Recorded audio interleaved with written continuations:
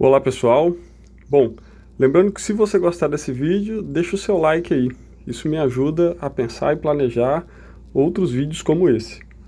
Olha só, nós vamos fazer a fórmula de Lewis do difluoreto de enxofre. E aí você pode começar a tentar entender o nome dos compostos olhando para o nome e para a fórmula molecular. Aqui nós temos difluoreto. Esse di significa que tem dois flúor. Mais adiante a gente vai ver um composto que é o hexafluoreto de enxofre. Bom, acho que não vai ser difícil para você saber a fórmula do hexafluoreto de enxofre, uma vez que hexa vai ser um prefixo para 6, então vai ser SF6. Para fazer a fórmula de Lewis, o que a gente tem que fazer é somar os elétrons de valência de cada um dos elementos que compõem, então, o nosso composto. E aí a gente vai lá, ó, o enxofre é um elemento que está na família 6A, olha aqui, ó, 6A, família do oxigênio.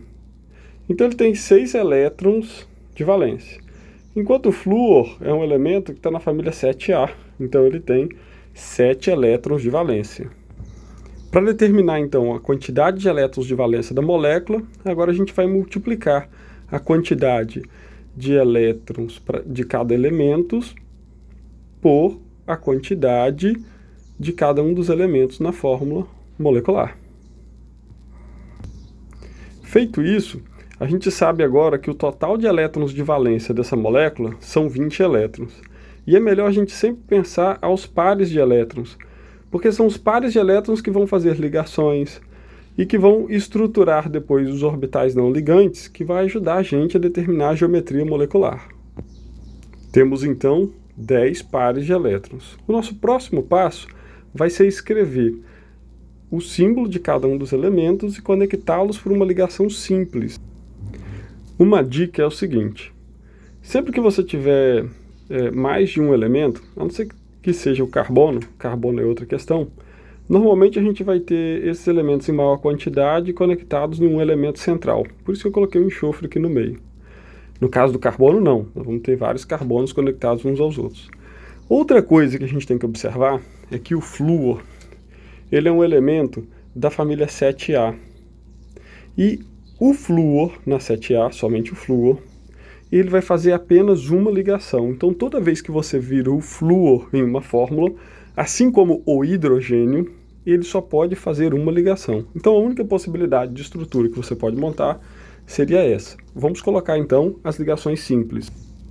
Lembrando que cada uma dessas ligações representa um par de elétrons. Então, dos 10 pares de elétrons, nós já distribuímos 2, restam 8 para distribuir.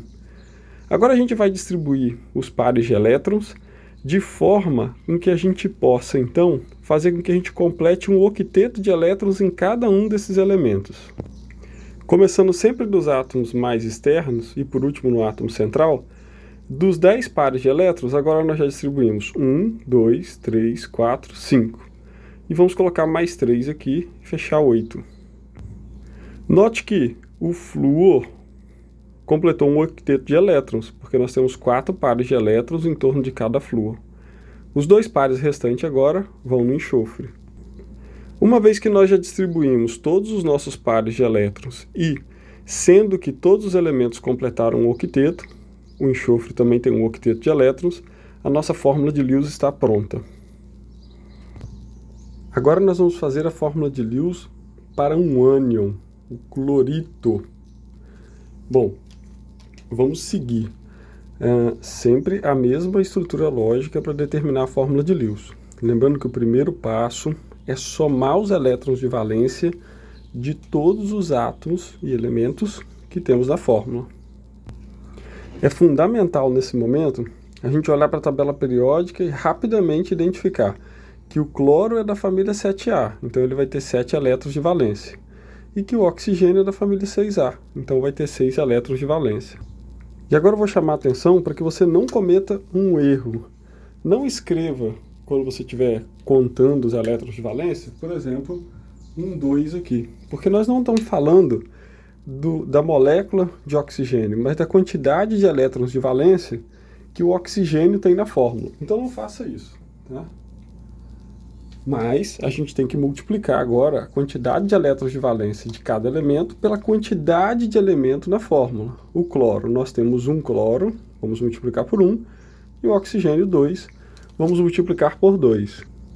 Só que nós temos que olhar para a fórmula e nos atentar que trata-se de um ânion. Isso quer dizer que além dos elétrons de valência originais de cada um desses elementos, nós temos um elétron a mais, porque a carga é 1 negativo, isso quer dizer que temos um elétron a mais. Então vamos somar mais um elétron aqui embaixo. Bom, isso quer dizer então que nós temos um total de 20 elétrons de valência, ou seja, 10 pares de elétrons. O nosso próximo passo é conectar os elementos com uma ligação simples. E aí a gente vai fazer, a exemplo do outro exercício, colocando aquele elemento que está em maior quantidade em torno de um elemento central, que vai ser o cloro. Vamos colocar então as nossas ligações simples, lembrando que cada traço representa um par de elétrons. Dos 10 pares de elétrons, nós já colocamos 2 pares de elétrons, e vamos colocar os elétrons agora, primeiro nos átomos da extremidade, até que a gente complete o octeto. Então, 3 pares de elétrons, 4 pares de elétrons, 5 pares de elétrons, 6 pares de elétrons, 7 pares de elétrons, 8 pares de elétrons. E agora, os elétrons restantes nós vamos colocar no elemento central. 9, 10 pares de elétrons. Note que a gente colocou elétrons em cada um dos elementos até que eles completassem um octeto de elétrons. E aí partimos para o outro elemento.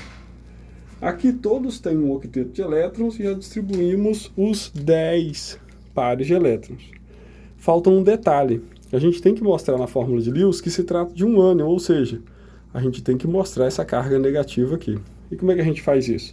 A gente coloca um colchete ao entorno da fórmula e representamos aqui em cima, na parte superior direita do colchete, a carga 1 menos. Está aí pronta a nossa fórmula de Lewis para o clorito. Temos agora a hidroxilamina, e para fazer a fórmula de Lewis, nós vamos seguir o primeiro passo, que é contar os elétrons de valência dos elementos que tem nessa fórmula. E quando a gente olhar para a tabela periódica, a gente vai ver que o nitrogênio é da família 5A, então ele tem 5 elétrons de valência. O oxigênio da 6A tem 6 elétrons de valência, e como não lembrar do hidrogênio, que tem apenas 1 elétron de valência. Mas lembrando que o hidrogênio, ele só está aqui porque ele tem 1 elétron de valência, como os metais alcalinos, mas ele não é um elemento dessa família. Ele não é um metal alcalino, nem mesmo um metal. Olhando para a fórmula, nós vemos então que nós temos um nitrogênio, um total de 3 átomos de hidrogênio e que nós temos um oxigênio.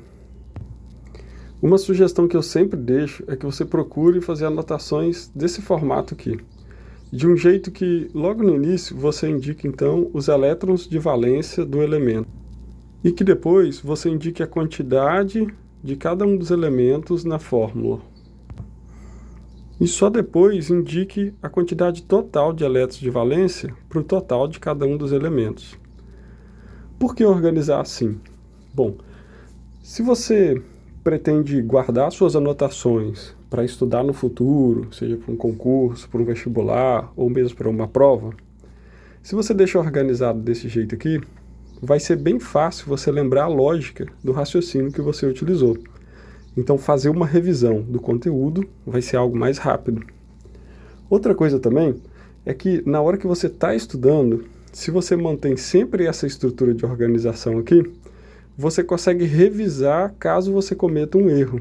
Às vezes, a gente erra nesse somatório e a gente vai perceber lá no desenho da fórmula química que está faltando elétron ou está sobrando alguma coisa. E se a gente tem tudo bem organizadinho, rapidinho a gente passa o olho. 1 vezes 5 é 5, 1 vezes 3 é 3, 6 vezes 1 é 6. Imagina que por algum motivo você multiplicou por 2 aqui e tinha 12, está sobrando elétrons. Você passa o olho e rapidinho identifica seu erro. Bom, então fica essa sugestão que vai te ajudar muito quando você for revisar o conteúdo, seja para uma prova que você tem em breve, ou para um concurso, ou um vestibular no futuro. Manter suas anotações organizadas te ajuda a reforçar aquilo que você está aprendendo na hora que você está anotando e revisar quando for preciso.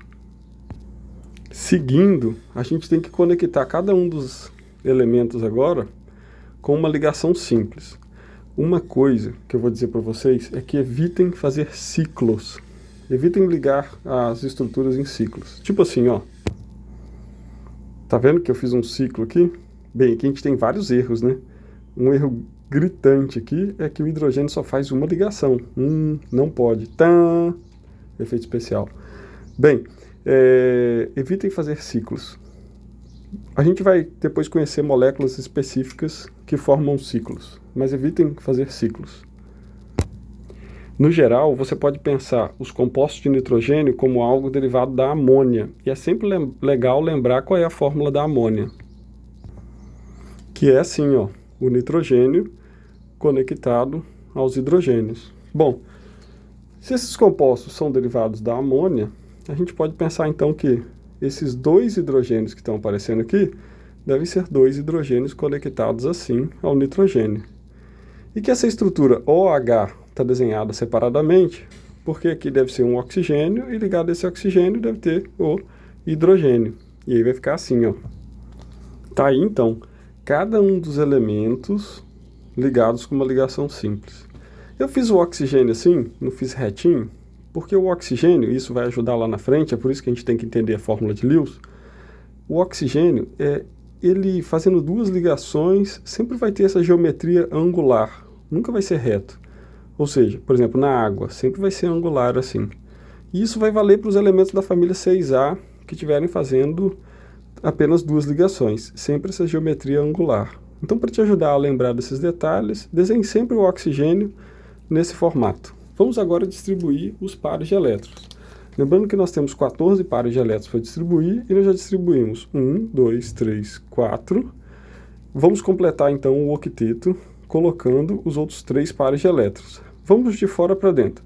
Os hidrogênios já completaram o seu octeto porque tem um par de elétrons. Lembrando que octeto é um nome que vem de uma tendência, a tendência de ter a configuração eletrônica dos gases nobres, aqui, ó, da família 8A. Mas o hélio, que é o primeiro elemento aqui em cima, ele não tem a configuração eletrônica com 8 elétrons na camada de valência. E o hidrogênio, que está aqui no mesmo período dele, vai ter então a configuração eletrônica do hélio, ou seja, 2 elétrons de valência. Vamos agora para o oxigênio, então. Então nós vamos colocar mais 2 pares de elétrons aqui e o oxigênio vai ter o seu octeto de elétrons. Já distribuímos 6 pares de elétrons e o último par de elétrons nós vamos colocar no nitrogênio. E agora, o nitrogênio também tem um octeto de elétrons e todos os 7 pares de elétrons estão distribuídos. Isso quer dizer que a nossa fórmula de Lewis está pronta. Essa é a hidroxilamina. Já que eu vou falar do ácido carbônico, é importante eu contar alguma coisinha para vocês bem rapidinho. Assim como todo ácido, alguns mais fortes e alguns mais fracos, nesse caso um ácido fraco, ao ser adicionado na água, o ácido carbônico pode se dissociar, liberando cátions H+, isso que deixa o meio ácido, e liberando um ânion, o carbonato. Bem, esse ânion carbonato, ele está presente na natureza em várias coisas muito importantes. Por exemplo, nas rochas calcárias, como mármore, e em outras formações que vão ser utilizadas para preparar gesso, para preparar o cimento que faz as casas e muitas outras coisas da construção civil e da indústria química. O carbonato também é um ânion presente nas conchas de vários animais aquáticos. Além disso, vai ser encontrado na formação dos corais.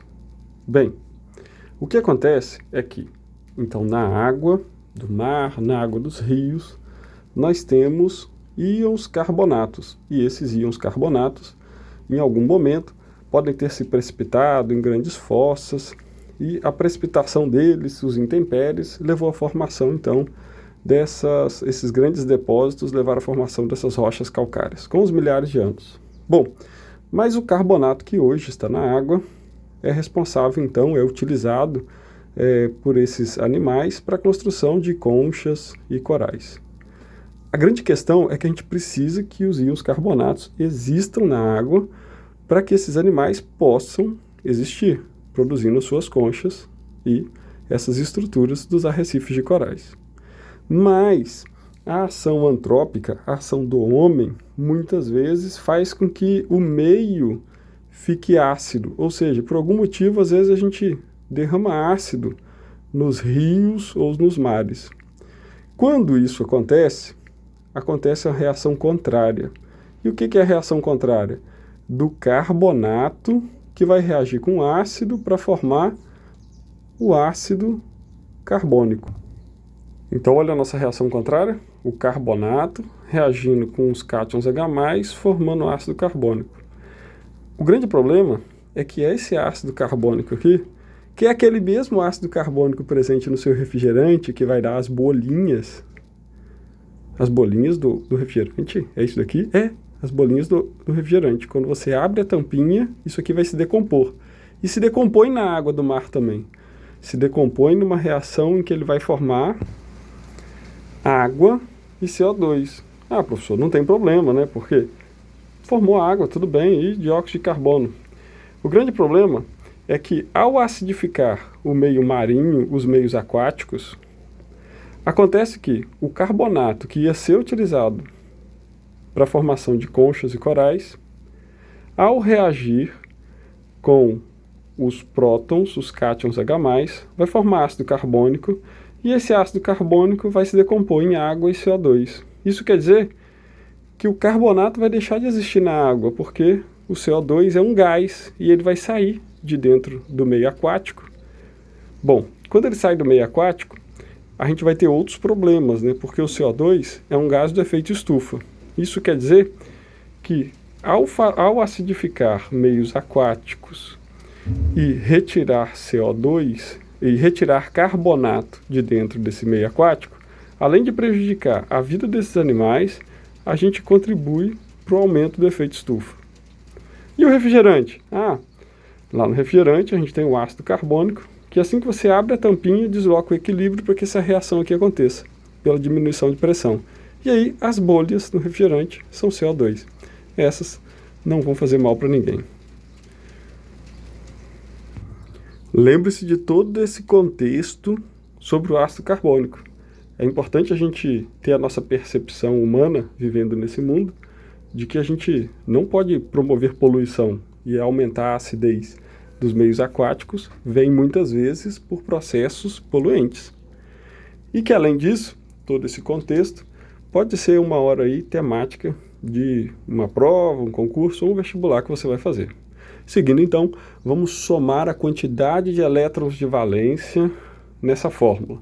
Nós lembramos que o hidrogênio tem um elétron de valência, que o carbono, ao olharmos para a tabela periódica, é da família 4A, então tem 4 elétrons de valência, e que o oxigênio é um elemento da família 6A, os calcogênios, e tem 6 elétrons de valência.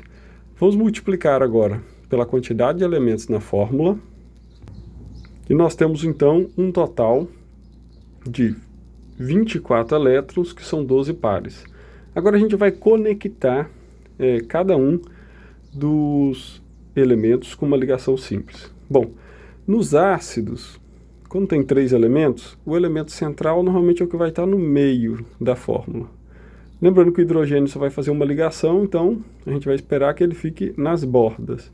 E em torno, então, do elemento central, o oxigênio. Na maioria das vezes, não em todas as vezes, mas na maioria das vezes, nos ácidos, onde a gente tem oxigênio, o hidrogênio está ligado ao oxigênio. E, por sua vez, o oxigênio a um elemento central. Então, fica assim. Bem, tá aí então o carbono como elemento central, os oxigênios em torno e os hidrogênios. Lembrando que eu falei para vocês anteriormente que o oxigênio, assim como seus elementos da família 6A, quando fazem 2 ligações, tem um ângulo entre as ligações que é assim, né? Angular, não é de 180 graus. Bem, professor, faz diferença se eu colocar o hidrogênio aqui ou no oxigênio de baixo? Não, não vai fazer diferença nenhuma. Vamos lá então, dos 12 pares de elétrons nós já distribuímos um par, 2, 3, 4, 5. Vamos distribuir os elétrons agora, tentando completar um octeto em cada um desses átomos. O hidrogênio já tem o seu octeto de elétrons. Esse oxigênio e esse oxigênio aqui precisam de mais 2 pares de elétrons para completar o octeto. Dos 12 pares, nós já distribuímos então agora 9 pares. 10, 11, 12 pares de elétrons e esse oxigênio também tem um octeto de elétrons. Só que agora a gente observa que o carbono não tem um octeto de elétrons. Para resolver esse problema, nós vamos fazer o que então? Vamos propor uma ligação múltipla, uma ligação dupla. A gente não vai usar esses oxigênios para fazer uma ligação dupla, porque o oxigênio normalmente faz 2 ligações. Então, como esse oxigênio só está fazendo uma ligação, a gente vai partir com a ligação múltipla a partir desse oxigênio aqui. Como que eu faço isso? Eu vou usar um par de elétrons aqui que não está ligando, ou seja, um par de elétrons não ligante, e transformar em um par de elétrons ligante. Então, vou retirar esse par de elétrons aqui e fazer ele virar um ligante. Bom, em todas as outras moléculas que a gente fez até aqui, todas as ligações eram simples, ou seja, só tinha uma ligação entre os elementos, então eram ligações simples. Aquelas ligações eram sigma. Então a primeira ligação que a gente desenha aqui, ligação sigma, aquela de encontro frontal entre os orbitais. Sigma.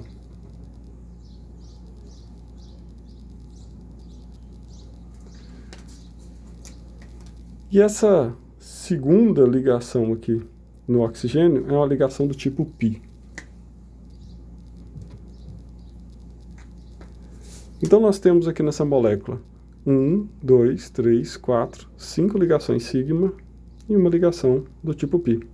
Está aí a fórmula de Lewis para o ácido carbônico. Se você gostou desse vídeo, deixa um like aí para eu poder organizar os outros vídeos. Um abraço e até mais.